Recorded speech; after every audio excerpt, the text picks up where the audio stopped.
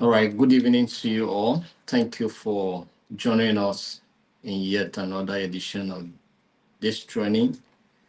We are coasting close to the end of the training on emotional intelligence. We are left with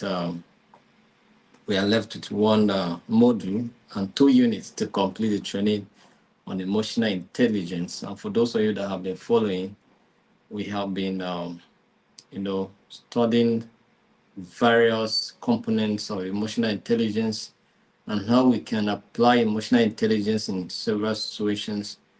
And in our last training, we were looking at how you can apply emotional intelligence in conflict resolution. So today, I want to especially welcome you once again on behalf of the Governing Council of the Institute of Global Peace and Conflict Management. The emotional intelligence training is coming to our participant free, and it's one of the things that we are committed to do. And it's also part of our mandate to educate the general populace so that they can promote peace, so that they can bring about justice in our system, so that they can bring about conflict resolutions in our environment. So it was just beckon on us as an organization to provide this training for those who are interested and avail themselves to learn the act of emotional intelligence and how they can apply their emotional intelligence in various situations, in families, in workplaces, environment, in our community organizations, and even our personal interactions with other individuals. And a good number of you have been on this journey, and we really appreciate you, your commitment, and your dedication, which has also spurred us to even do more. And like we have said, by next month, that is, we are finishing our training on Monday, and then on Tuesday, we'll be starting on alternative dispute resolution. And so if you have not registered for alternative dispute resolution, go ahead and register. It's going to be free as well. People used to ask me, are you sure it's going to be free? Are there any hidden charges? There are no hidden charges at all. It's totally 100% free. No hidden charges. You're not paying any kobo from training to certification. Do you understand? The only kobo you are going to pay is the data you use to join the training. That's all. Apart from that, if you are on a free mode, you can still join. So there's no challenge. But if you have data, you can still join. So that is all you're going to pay. And your time, because time too is money. Do you understand? The time you are going to spend to participate in the training are the things that are going to cost you time and your data, and that's all. Otherwise, the training is 100% free. We're not charging you for anything. So I want to encourage those that are interested to participate in the alternative dispute resolution to go ahead and register. Don't be afraid. It's 100% free. You can ask those that are participating in our peace education and those that are participating in our emotional intelligence training.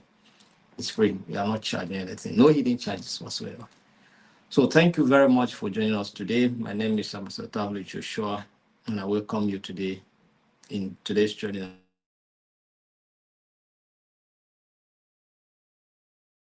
Intelligence strategies in resolving and managing conflicts. All right. How do we deploy all the strategies to resolve and manage conflict, or to manage and resolve conflicts, different types of conflict that may come our way? So this is what we're going to look at today. So I want to appreciate you. If you join us, you can also do way to share it with people who may want to also learn something new. You can share it so that they can also be part of the training as well.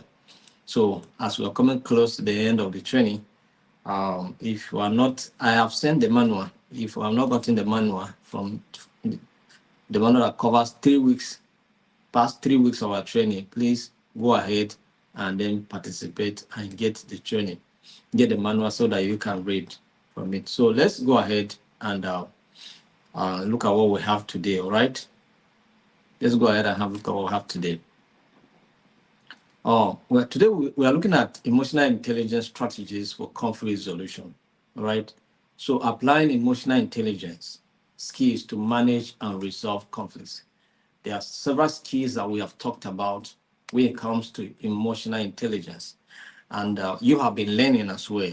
Now we are talking about how you can apply these skills, all right, to resolve conflict. How you can apply these skills that you have acquired now to resolve conflict in your home, in your workplace, in the community, in the marketplace, in personal interactions. How can you apply emotional intelligence strategies to resolve various conflicts that may come your way? All right. So we look at some of the strategies that you can use, and we'll look at some of the examples that are applied. Do you understand? So let's look at self-awareness, for instance. Now, you know, self-awareness is one of the keys that you need to have when it comes to emotional intelligence. Do you understand? So you must be aware of yourself. So being aware of your emotions, understanding who you are, how you feel, and how the emotions are influencing your reactions, your responses, and your decisions, your actions. Do you understand? It's very important. So the ability to understand yourself is a skill. Do you understand? Because not everybody that is aware of how they feel. They just react anyhow. They just respond to anything. Do you understand? Anyhow. And that escalates conflict. So understanding yourself, being aware of yourself is key. All right. So let's imagine, for instance, now that you are in a meeting, all right, and a colleague criticizes your proposal. Maybe there's a meeting that requires you to also bring your opinion and propose a set of a course of action. All right. So, and then somebody criticizes your own preposition or your proposal. All right, for instance. So now, how do you feel? All right. How do you react? How do you respond to this? All right. So instead of responding or instead of reacting defensively, what do? You recognize that your frustrations stem from feeling undervalued. Do you understand? You understand that, okay, yeah, you are making a lot of efforts, you are contributing your own part of opinion, but it seems that your idea is not welcome, and that makes you feel undervalued. Do you understand? You feel undervalued despite your effort. No one recognizes your effort, so you feel undervalued. Do you understand? So by acknowledging these emotions, what happens? You can take a moment to collect your thoughts before responding. Do you understand? So you can take a moment, think about how you are feeling. You are being frustrated, right? You feel undervalued. So how are you feeling? To defend, to attack, or to communicate in a way that builds and collaborates with others? Do you understand? So if we give it a moment to think and put words together and then delete some words that you may likely use that you feel are not comfortable, then you will be able to communicate in a way that will build a team spirit, that will encourage what teamwork, that will promote harmony within the team. Do you understand? That's very important. So being aware of yourself and how you can apply it matters a lot.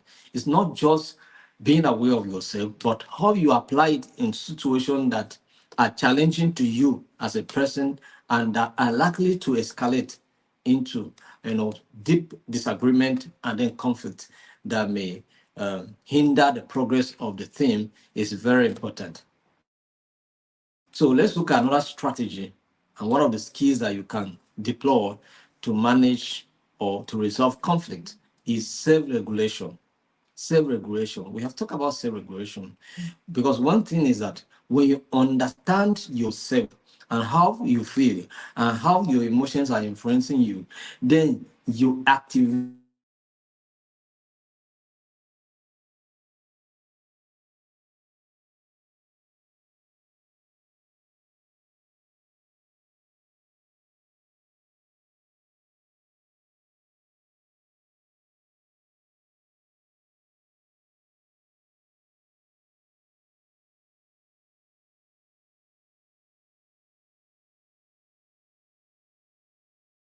and how you feel. All right.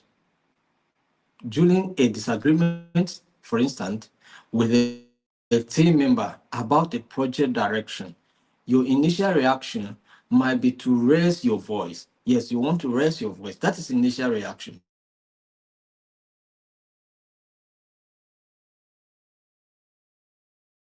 But serious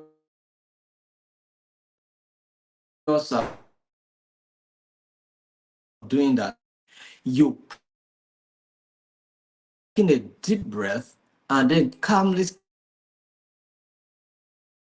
stating your viewpoint. Do you understand? To argue who is the, and then they begin to shout instead of arguing with point and arguing calmly. They begin to shout on top of their voice because it's not so. It's not. That's not how it's supposed to be. You can also say your point. Do you understand? But the matter is that this training that I am also participating in training you has also trained me more than, I don't know that it has trained me more than the way you have learned. I have learned a lot from this training, more than maybe I think any of you here has learned from me. Do you understand? And that is one of the impacts of training. Do you understand? Because you also train yourself. So instead of shouting, you make your point calmly without raising your voice. And it's very important.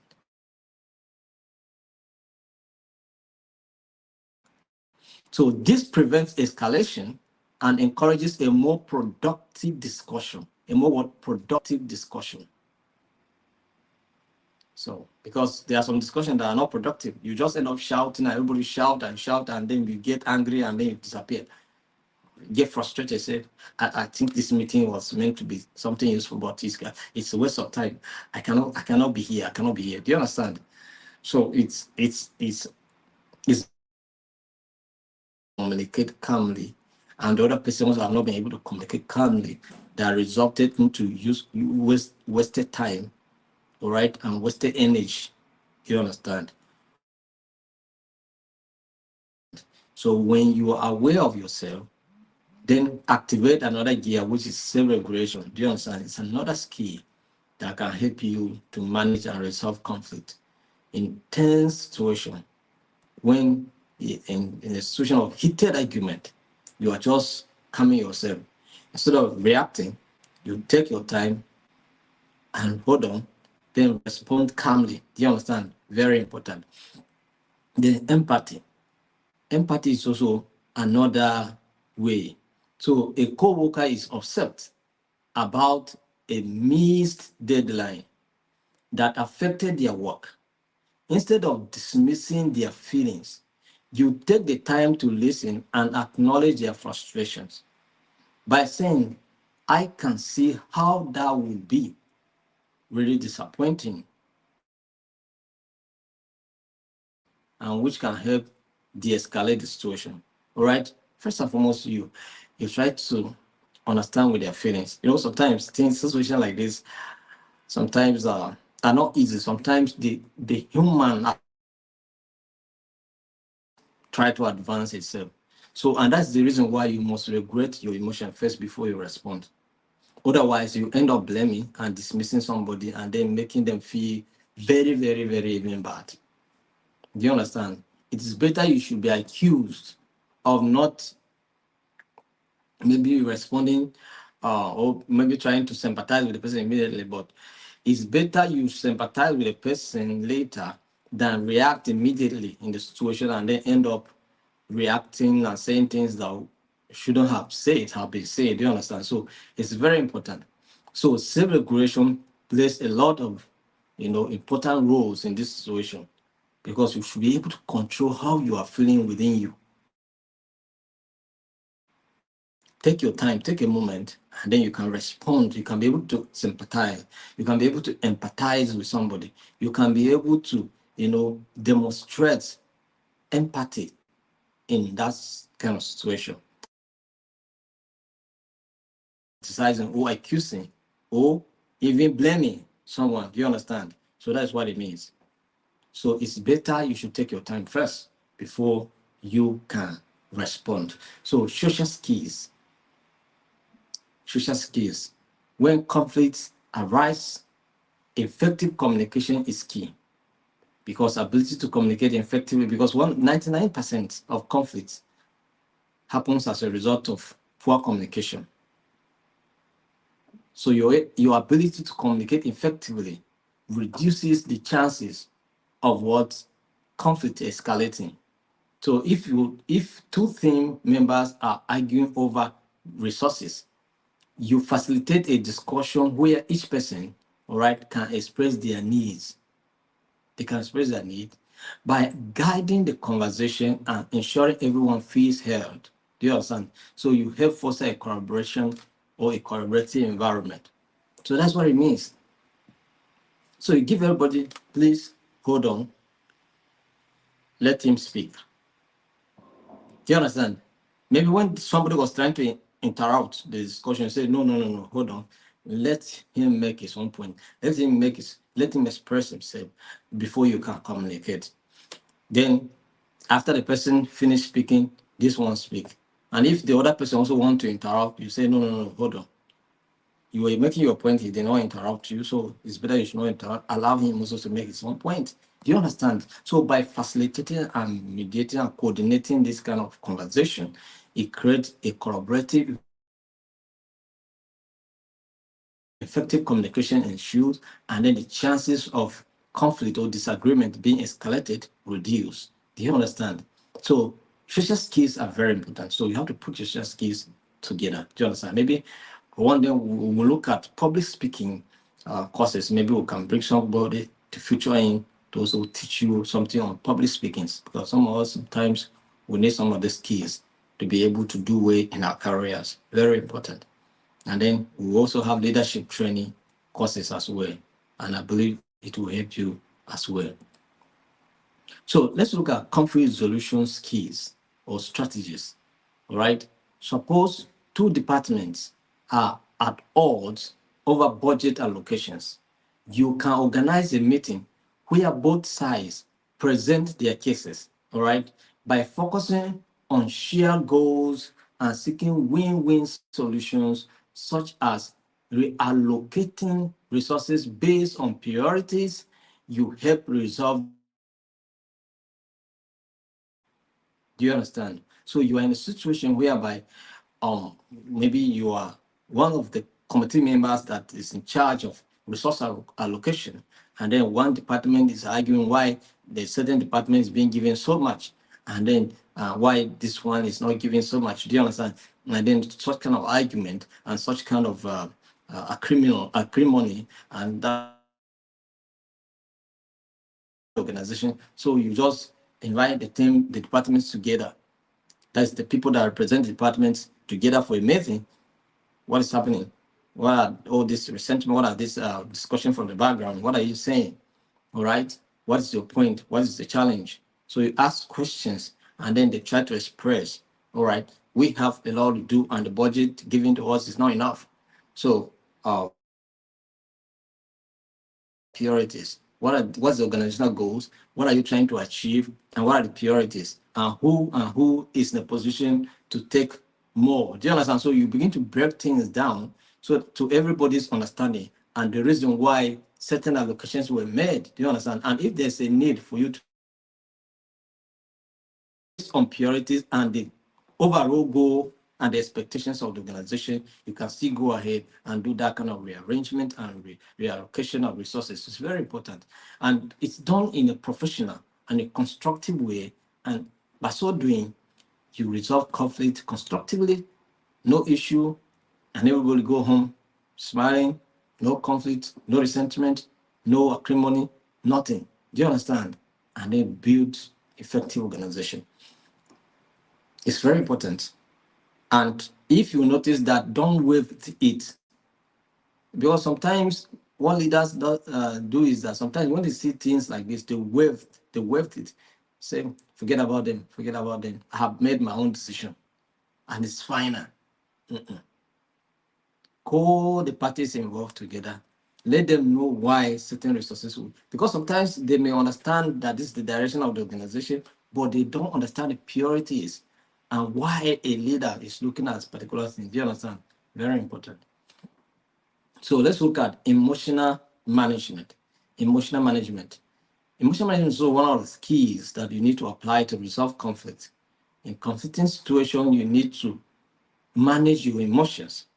All right. So, in managing the emotion and applying them, how do you go about it? So, in a high stress project, all right, tensions rise after a mistake. A mistake. Tension rise after what? A mistake.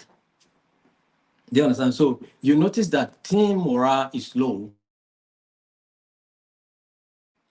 By acknowledging the stress and suggesting a theme check-in to discuss feelings and solutions, you create an open environment where team members can express concerns and build, you know, camaraderie, and then create a situation whereby everybody feel, accommodated, and the tense situation also reduce. It's very, very important. Something happened yesterday, and I was supposed to respond in a fast pace, but I give it a time before I responded. Later, I was being blamed, and but I still accepted the blame and move on. But somehow, it was better that I did not respond immediately because I would have reacted instead. Do you understand? I would have reacted, and possibly I would have blamed someone. So instead of doing that, I hold on.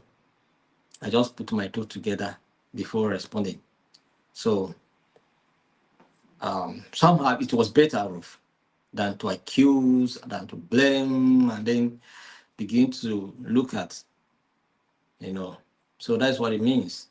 So sometimes you just have to balance things so that you will not end up taking the blame, that you not end up causing more problems. Because the situation that happened was emotional situational issue. Do you understand? And I needed to step in. I stepped in when I came to know about it, but I just asked few questions. When I get the direction of where the thing was going, I have to pause so that I will not continue. If I continue, I'll end up blaming somebody or accusing somebody. So I pause. After a while, I resume taking steps towards it, and from there things go. But patient feels that something better would have been done, or something nice words would have been used before the situation which I was trying to address later. But I think it was better than to blame. Do you understand? Uh-huh. So it's better to maintain silence in a situation where you are not sure, instead of rushing to respond, and then you end up just increasing the already tense situation, you know, create more emotional issues, and you understand. So it's better. But humanly, the nature of human being is that we are we are always quick to criticize and to blame. That is why for us in this country, nothing ever happens that we say, oh, something good is happening. All the times we're criticizing how the country is bad, how the country is this, how the leadership is bad. We have not taken time to appreciate the little aspect of what leadership is doing, or how certain areas where the country has improved, or anything like that. Do you understand? We have not. Every time is bad. Every time is bad. So how can it be good? So let's sometimes try to uh, just look at just just through the lens of observation, look at the areas that are working and say, well, as bad as it is, we appreciate the fact that this aspect is working, and this one is working, and this one is working. So let's just put our focus in and make sure that it works better. So I think that's how it should be. Do you understand? That's very important. So I hope you guys are following me. I really appreciate some of you that are sending your videos I expect that by Monday, all of us should be able to send our videos. And then, because we may write our exams on Saturday, it may be before Saturday. So just prepare immediately after our training. We continue with, we write our exams so that we know that we are done with emotional intelligence and focus on alternative dispute resolution. So please, whatever you need to do, do it so that it will not come and compress your activities. If you have a video to do, do it. And for the Peace Clinic, we have stopped. Those of you that were supposed to feature on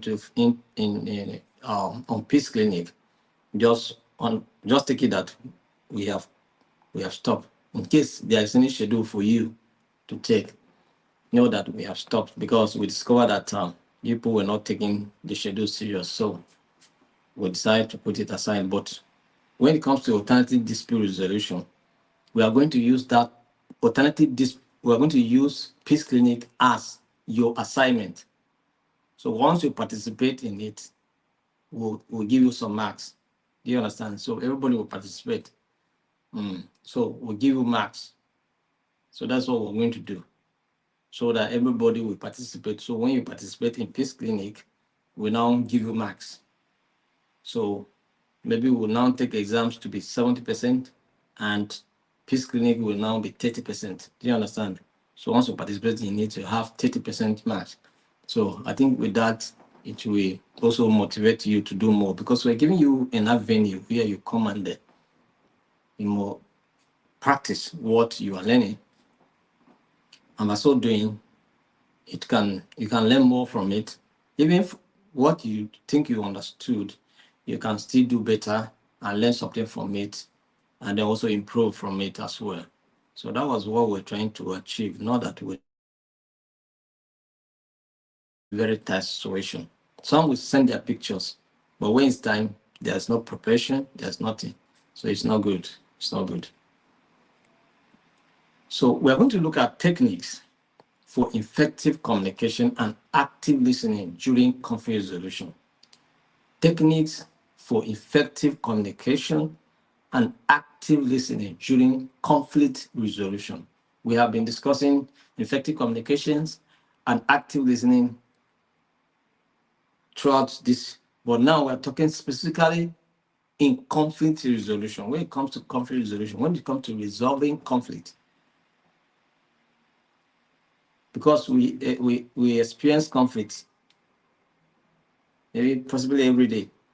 Do you understand? It doesn't matter the level, minor, serious, or more serious conflicts we have been experiencing. So now, but the issue is, how do we effectively communicate in conflicting situations, and how do we listen also effectively in conflict situation, and most especially when you are making effort to resolve the conflict. So let's look at some of the techniques that you can use for effective communication. Use I statement. One, use I statement. Use I statement. Use I statement. I statement. Do you understand?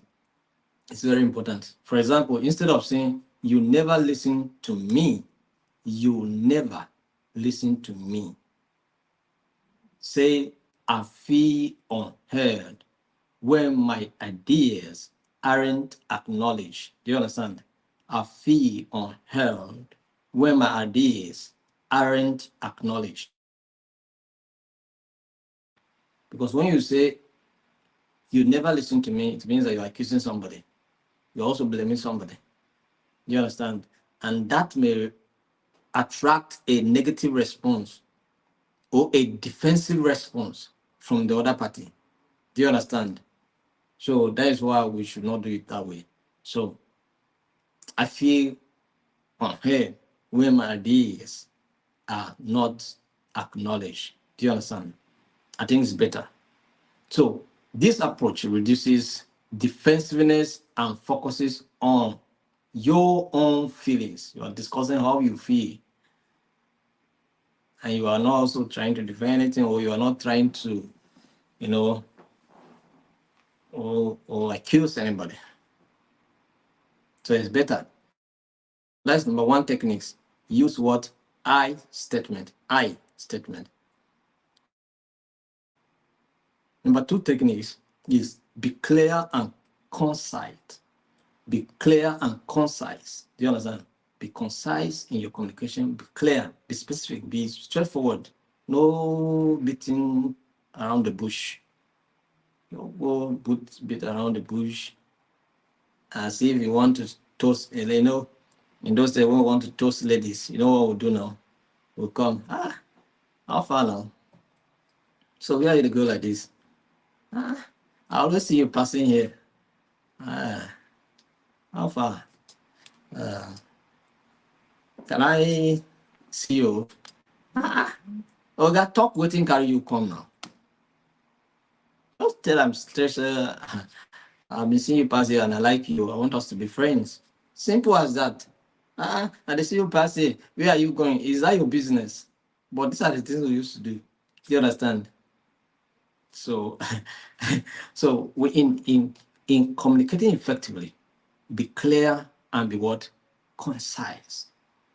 Don't beat around the bush. Don't use jargons. Do you understand? To communicate. So avoid jargon and be straightforward. Clearly state your viewpoint to minimize misunderstanding. Do you understand? So, for example, instead of saying that approach doesn't work for me, that approach doesn't work for me, specify what doesn't work and suggest an alternative. For instance, now you say, oh, I prefer lecture on Facebook than on YouTube, or I prefer lecture on YouTube than Facebook. Do you understand? So these are the things. So these are the issues. So enjoy it. We would have tried to use, maybe we would have said, okay, let's consider using Zoom, but many people do complain of connecting problems. So it's better we use people. Well, people are always on Facebook. People are always on YouTube. Do you understand? So it's better and it's easy to connect. It's easy to access network here than other channels. So we place it here so everybody can join. Everybody can join. Just for us, you want to learn, you can join. You understand? So be clear and be concise. So that's what it is. So don't say things ambiguous words like I don't like that approach. Which approach? State the approach you don't like and make a suggestion of what you like. Do you understand? It's very concise and clear. Maintain a calm tune. Maintain what? A calm tune. Very important. Your tune can greatly influence the interaction. Speak calmly and respectfully, even if emotions are high, even if you feel as if they are boiling water in your heart, or your heart is on fire. You just want to you want to cut somebody's head. That is, you want to break somebody's head, but you still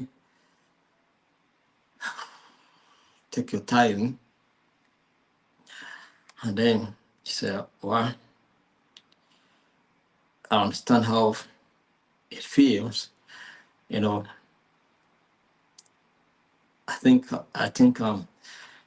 we can be able to resolve this in a very simple way, so that we cannot be, misunderstood and disagree to a point that will become so disagreeable.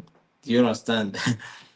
So you just maintain your tune as normal voice. You don't raise it. You don't. So use a steady voice and avoid raising it, which can escalate tensions. So avoid blame and accusations. Another way to ensure effective communication and active listening, or effective communication, another techniques that you can use is what? Avoid blame and accusations. Like I told you, in human nature, sometimes can easily blame, criticize, and accuse. Sometimes we make this kind of generalization. Our leaders are corrupt. But is it every leader that is corrupt? If care is not taken, there are some of them that are just focusing on what is accrued to them. Do you understand? They are not taking much, or they are not stealing anything. You understand? Even though they are operating in an environment that is so corrupt, but that does not necessarily mean that they are also corrupt. Do you understand? So, but you can only defend what you know. So, but sometimes we make this kind of generalization. Do you understand? So we accuse, we blame, we criticize. That's human nature. And that is an improper way of doing things. But today you are a professional person now. Maybe you try to adjust your communication style. Do you understand? Your way of approaching issues. Because by the time we certify you as a certified professional, give you a professional, certified professional diploma in emotional intelligence, then you should start behaving like a professional. Start communicating like a professional. Not accusing, blame games, criticism. If you are somebody that love to criticize before, just calm down. Don't criticize easily. Always make your point. Well, I know that the administration is not going as expected, but let's hope that there will be improvement. Instead of saying that the administration is not doing anything, they are just corrupt people, they are just eating our money, they don't care about us, they are just buying cars, they are just building houses for themselves, they are just packing our money and shipping in foreign currencies. And these are the things we used to say always, right? So, but to say, well, administration is confronting its challenges. Do you understand? But let's hope that they improve. I also used to criticize. In this class, man, I've criticized. You understand? That is human nature. Do you understand? So that is what it means. So avoid blame and accusation. Use neutral language to express your concerns without making the other persons feel attacked. Instead of you always mess things up. You always mess things up. Try, I noticed there was a mistake in the report, and I would like to discuss how we can fix it if possible. But like I told you, even myself, we criticize, we blame.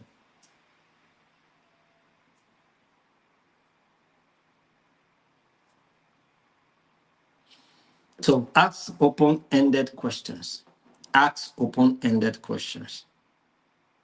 So encourage dialogue by asking questions that require more than a yes or no answers. Do you understand? Encourage dialogue by asking questions that require more than a yes or no. Open-ended questions that will make someone to talk, discuss, say something. All right. So example, what are your thoughts on this issue? What are your thoughts on this issue? What do you have to say concerning this matter? You understand? Invites a more in-depth response. So once you ask these kind of questions, it gives one opportunity to respond and give their own viewpoints and bring out in-depth ideas that will help to solve the problem or address the issue you want to address. All right, so let's look at techniques for active listening. That's techniques for effective communication, right? Let's look at techniques for effective listening. Give full attention, like you are doing now. I believe some of you are giving me full attention to listen to what I'm saying, right? And that's why you can paraphrase. That's why you can, make constructive comment in line with what you are learning. So it shows that you are giving me your full attention. But if you are among those that are not giving me full attention, you just know that you are doing something wrong. Based on the principles of this training, it means that you are doing something wrong. So what do you do? Don't connect and then be gisting with family members.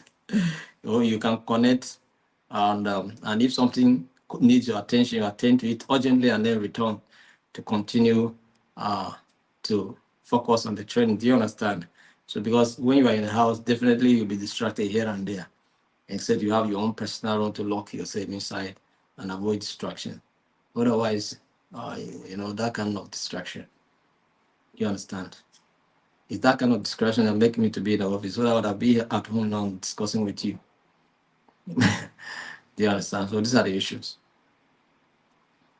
So, but as much as possible, in a situation that needs your full attention, cooperate, pay full attention, and discuss the issue. Do you understand? Discuss the issue. Discuss the issue. Listen. Listen and listen and listen and listen attentively.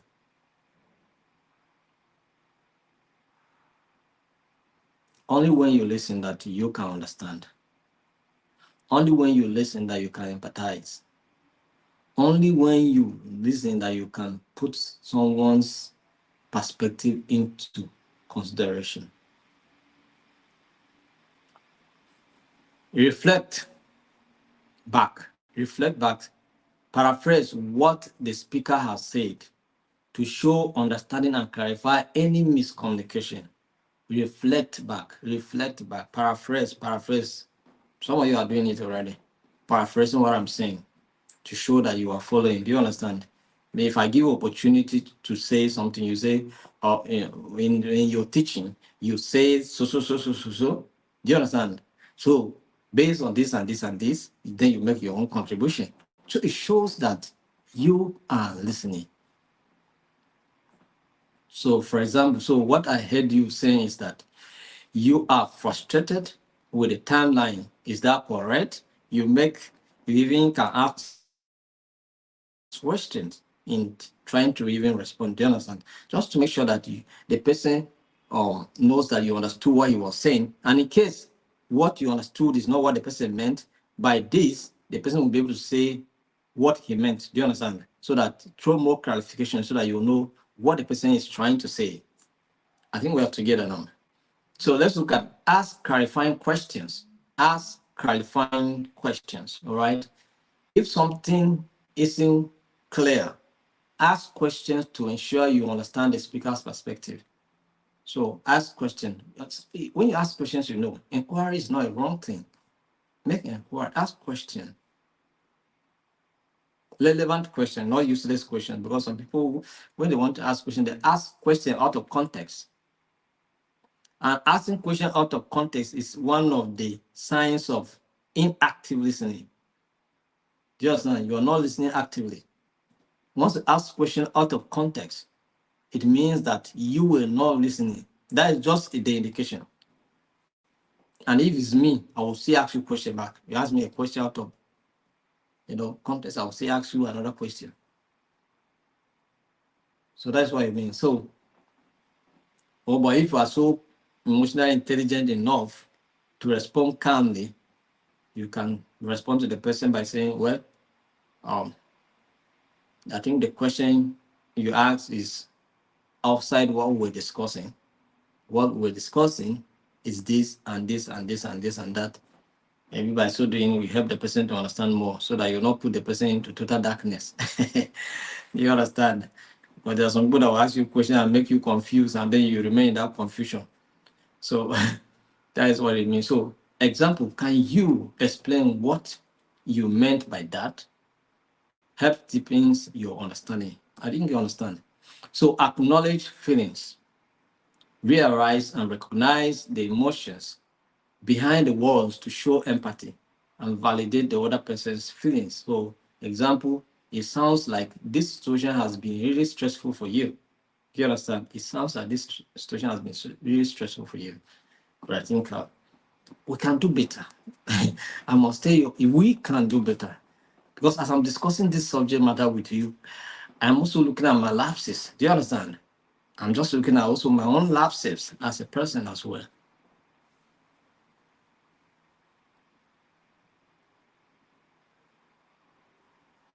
And I don't know whether you're also looking at your own lapses as well. It doesn't matter your age, yo. This one doesn't respect age. Because even people with white beards and white hair, still communicate anyhow.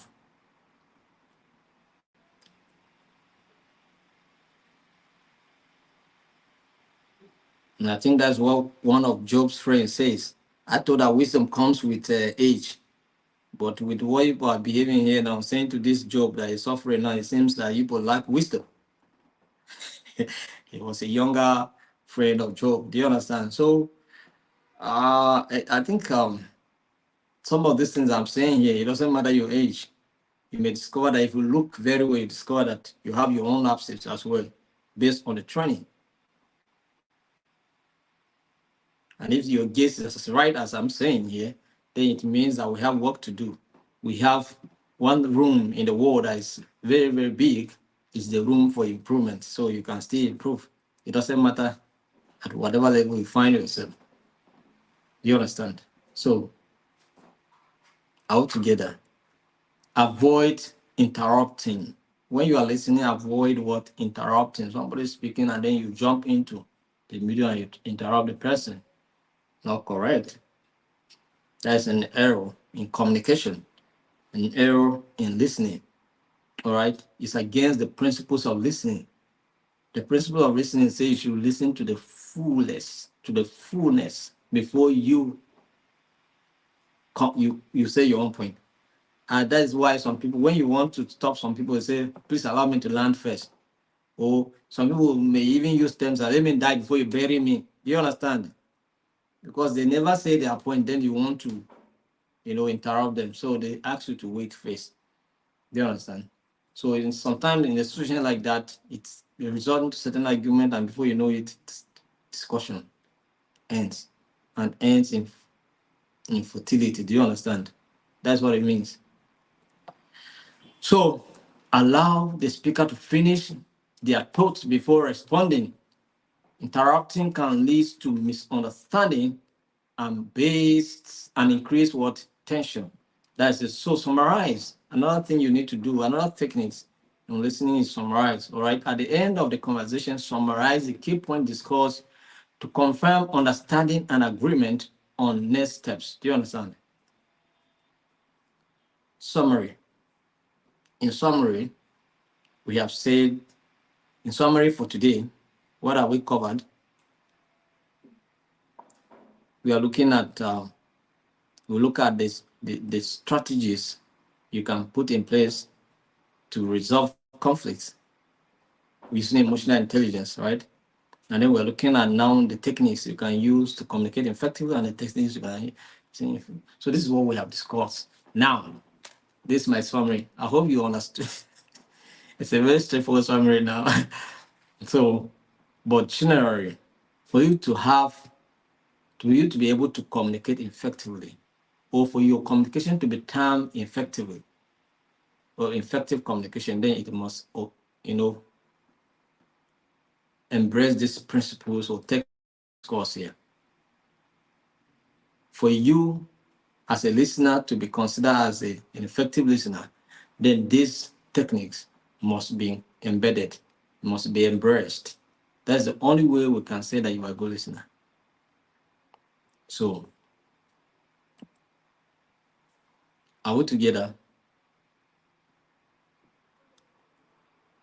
If you are following me, let me know that you are following me. And if you have just joined us, you can also do way to share this to someone else so that they can also be part of this training. Consistency is very key in all we do. If you are not consistent, you'll not be able to achieve results that you want to achieve. So for those that are being consistent, I really appreciate you for your consistency.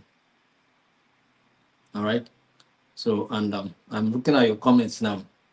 Some of you are saying, yes, I am learning and adjusting at the same time. Very impactful course indeed. That's pre-Sunday. You can see it's understanding because I was talking about whether he's noticing areas that he himself needs to improve. And I think that's why he's trying to, make me understand that, yeah, he listens to what I'm saying. It's very important. right? So let's look at so the last thing that we're going to consider for tonight, we are going to look at negotiation and mediation strategies based on emotional intelligence principles.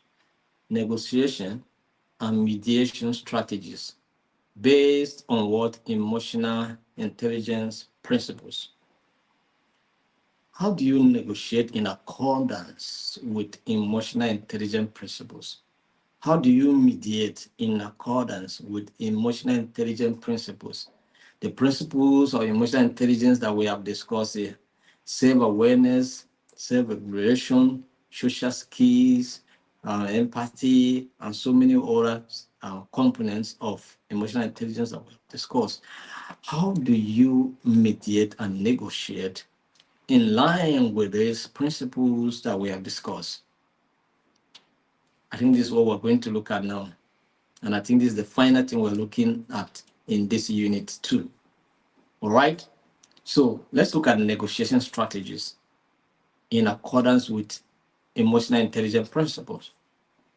You have to build rapport. You have to build what? Rapport. For you to be able to negotiate effectively, you must build rapport. Establish a connection with the other party by finding common grounds or shared interest. Because when you come into negotiation table, there are areas that you have common interest. So identify those areas and connect with the other party based on those areas, and start your discussions on those areas that you have common interest before you begin to dive into the areas that you have different viewpoints or different interests. Do you understand? And so it will benefit you more. The negotiations will be better and you achieve maximum result at the end of the negotiation session. So it's very important. So, for example, you say we start the negotiation by discussing mutual goals or what atmosphere, which can create what? A cooperative what? Atmosphere. So that's what it means. So practice empathy. Practice what? Empathy. Practice empathy. In negotiation, practice empathy. Don't just be selfish. You know, sometimes we are so selfish. We are just discussing what is our interest. What is our interest? Somebody came into my office today. He wants to apply to become a member of the institute, and then he was discussing his own challenges and his interests. You understand? So I was also trying to understand his own challenges. I understand with him, and also make provisions and create and give him opportunities of how he can, go about it. At the end of the day, he also went home happily and went and complied with what I asked him to do. Do you understand? So that's how it is.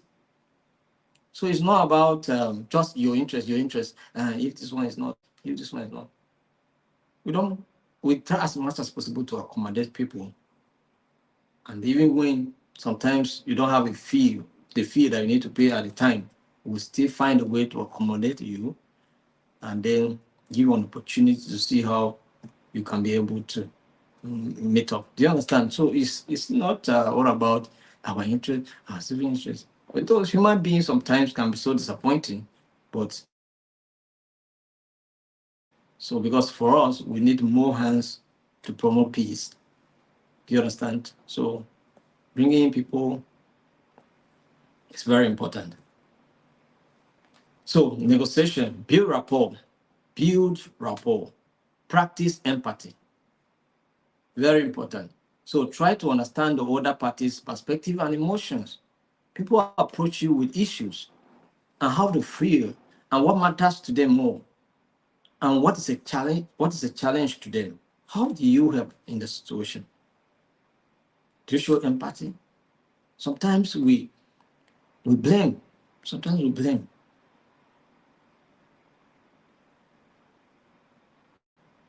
You know this now. Why do you still go ahead and make such kind of mistake? That's a very terrible mistake. You shouldn't have done it. That is human nature. But as a professional, what do? Oh, I know the situation must be seriously on you now, but just take your time. I know you'll get out of it. Better, right? Yes. So, example, before making demands, ask questions like, what are your main concerns? This shows that you value their viewpoint. What are your main concerns?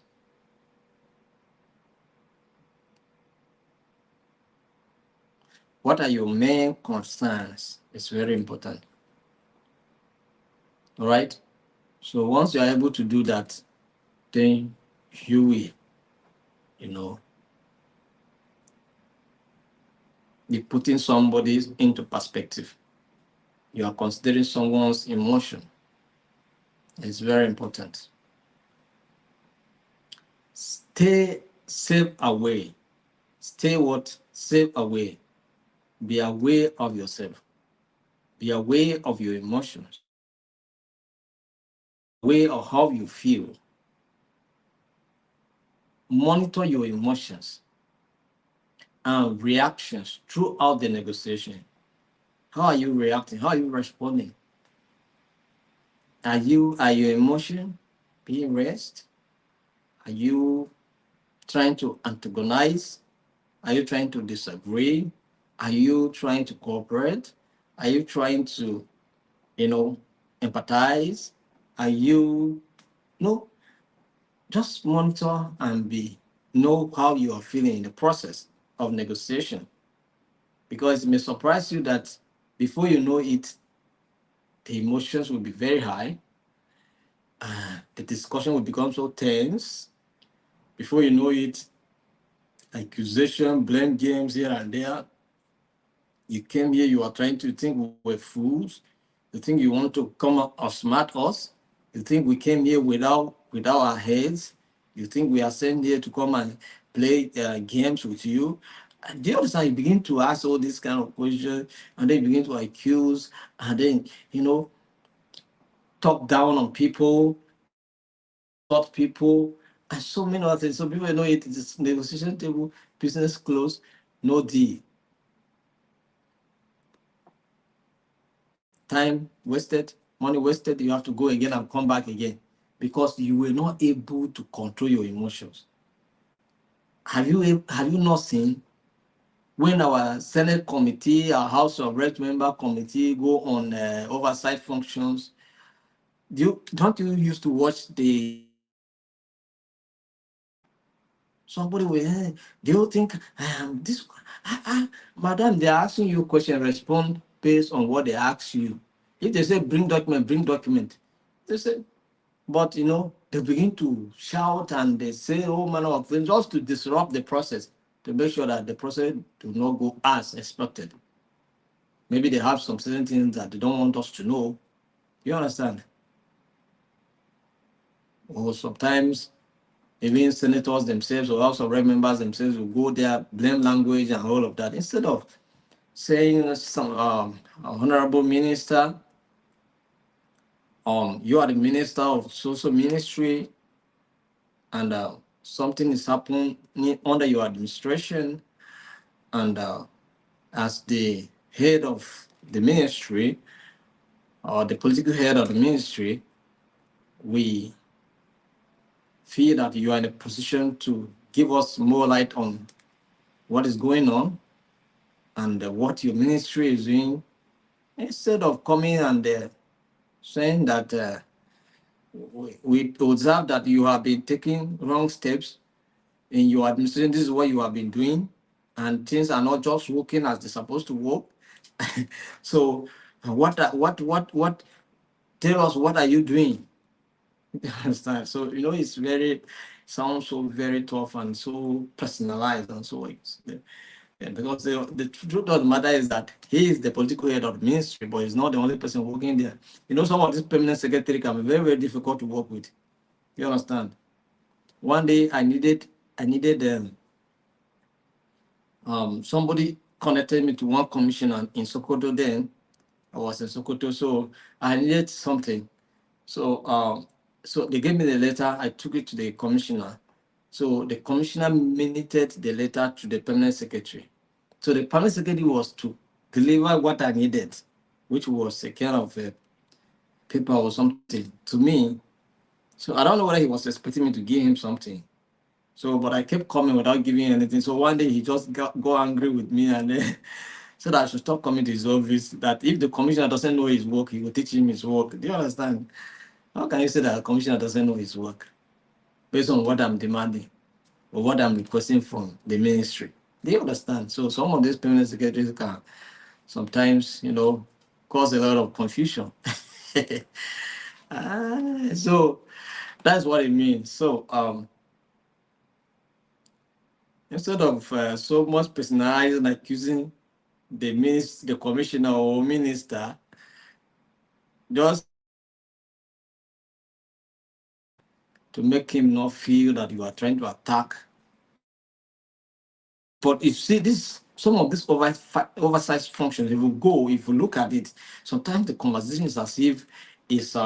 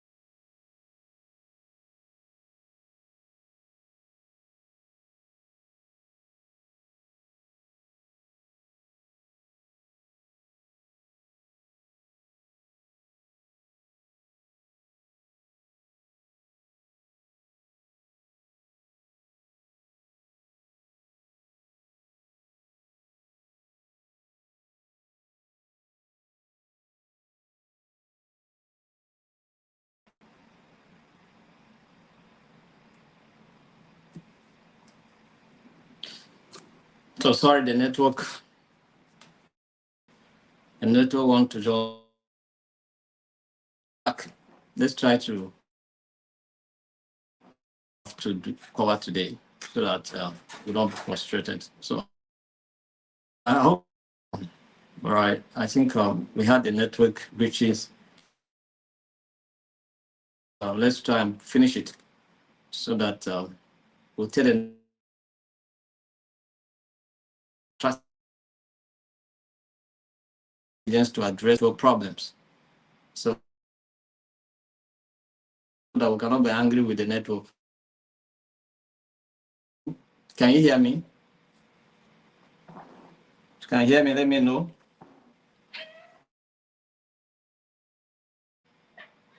So Joshua is on now. If you can hear me, let me know. So you can hear.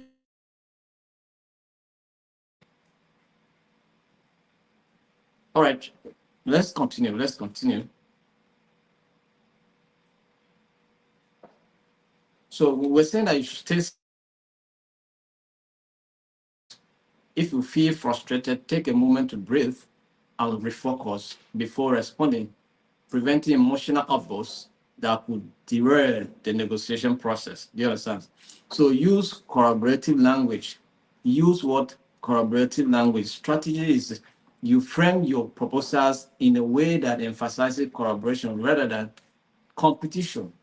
Yes, because some of us come with a competitive mindset, say that this my organization must stand out. It's my organization time now to stand out, so we must stand out in a situation. You understand? So instead of something like how can we ensure both of our needs are met, I think it's better that way. So focus on interest, not position. Interest, not position. There's what we call in the negotiation, or in the negotiation process, or in conflict resolution, we have different. Understand? And one of the only to work. How does this tool work? It's in layers. Do you understand? We call it the onion tool. It's your onion, or the onion you used to cook. You see, it's in layers, right? We have the outer layer, which mostly we remove it and throw it away, and then the second, and then the inner one. So we code them. The outer one, we call it, these are the positions. Do you understand? Which can be adjusted, which can be interest as well. But the inner one, we call it the need. We call it the need. If you don't want to call it the donut, the donut we used to eat. So that one is in layers. Do you understand? So interest. So we say you should look at the need, the interest, or the focus should be on the interest, not the position. I want this is a position. But what is your interest? So identify the underlying interest of both parties rather than strictly or stick to stated positions. I want this and it's fine. I know. How can you want something and it's except it's your need? If it's your need, we know that you cannot compromise your position. You can compromise what you want. What you say you really want, you can compromise it. You understand? But you cannot compromise your need. So, for example, if two departments argue over budget, explore what can department needs, or just try to explore what each department needs, the funds, and address the needs.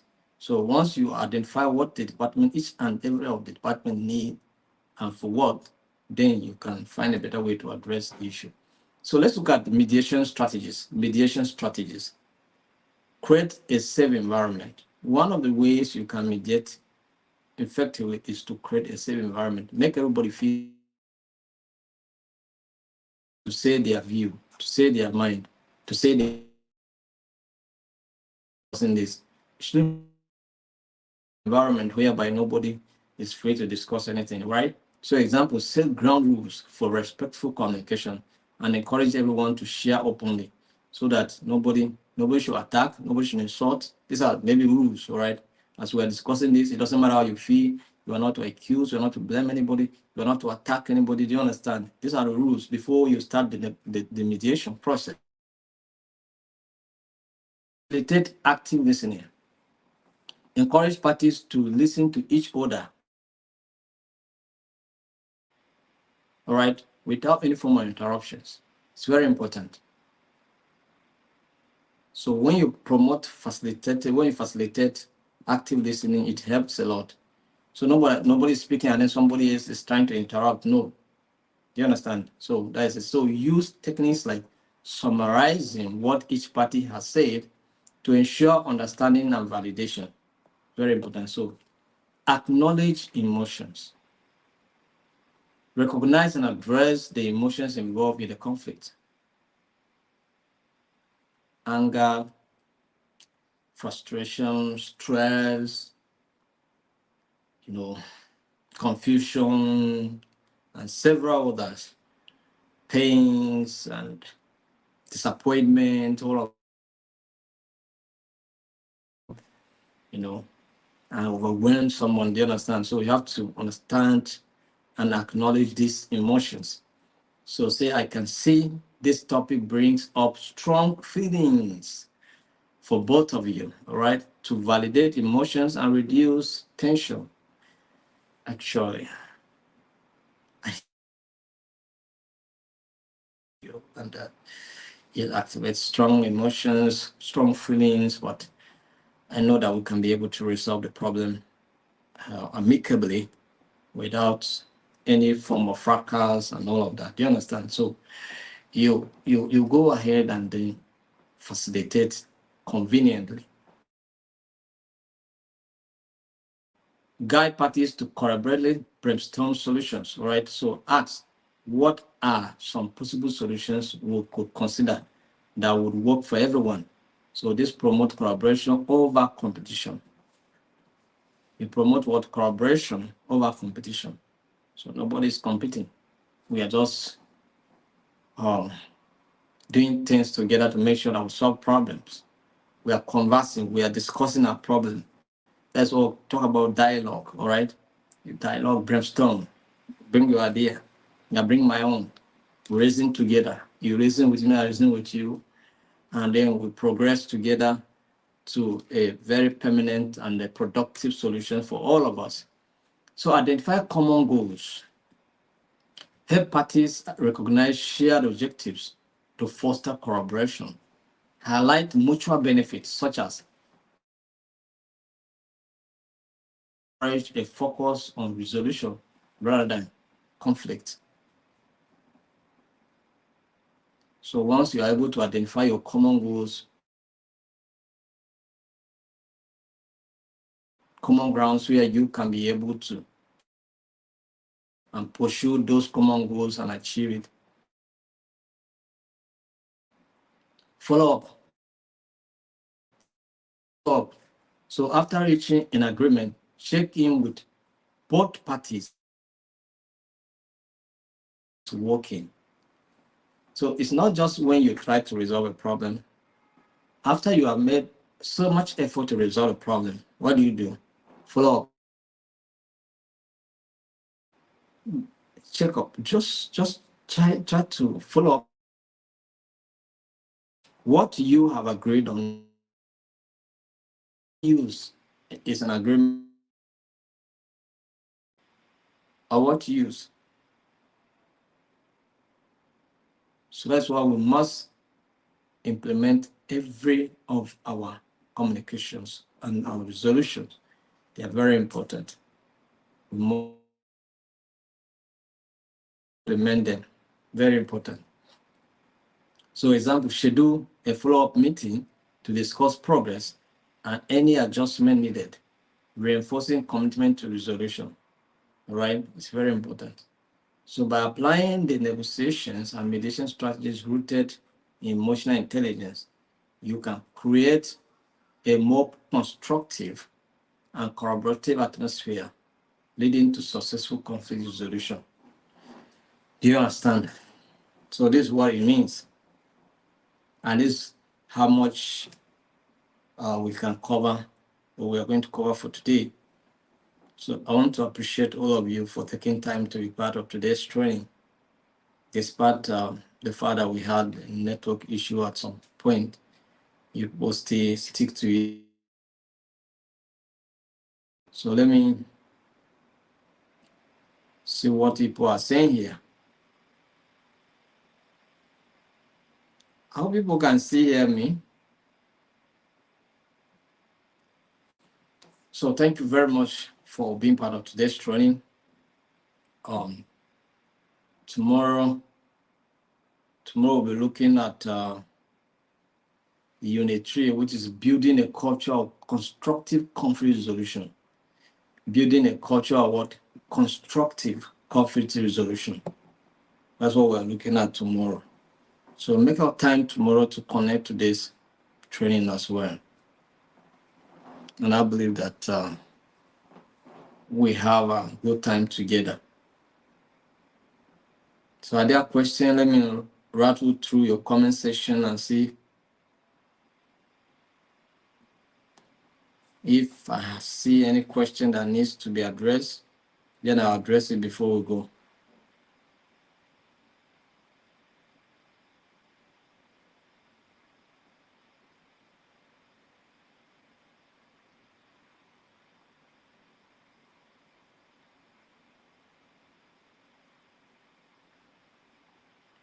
Somebody is saying his I statement.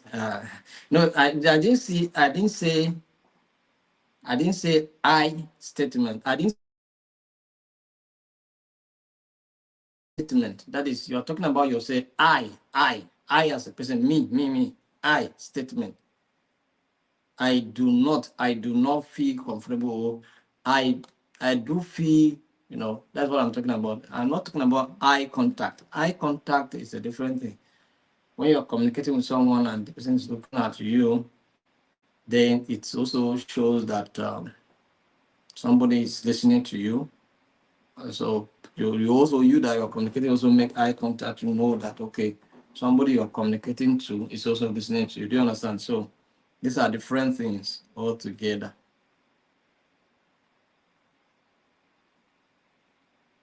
All right. So somebody is asking, what is the difference between emotional management and self-regulation? So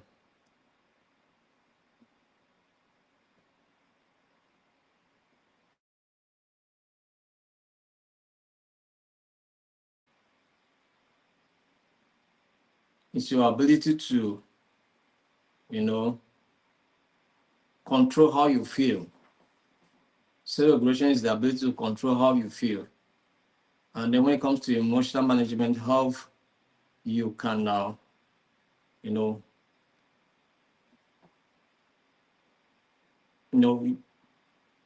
try to identify the right approach, the right words, the right terms to use despite your situation, despite the state of how you feel. But one of the things that can help you to be able to achieve this is when you are first and foremost exhibit self-regulation. When you are able to exhibit self-regulation, you'll be able to, begin to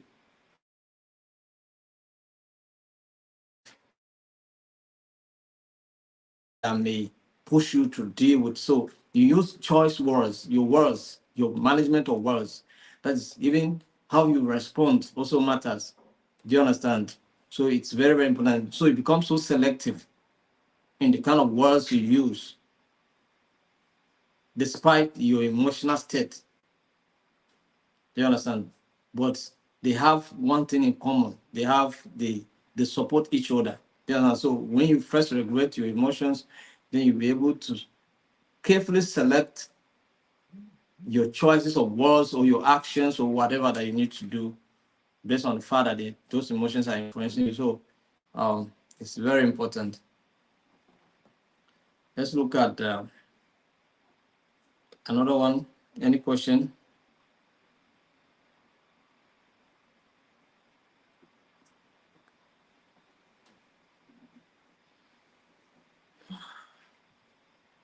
So in absence of any other question, we can call it a day. Thank you very much, and see you tomorrow by 7 p.m. So by tomorrow we are finishing module 7. So and then on Saturday we enter module 8. So on the Monday we are done with this emotional training so far as the professional diploma is concerned. Do you understand? So thank you very much, and stay blessed, and enjoy yourself.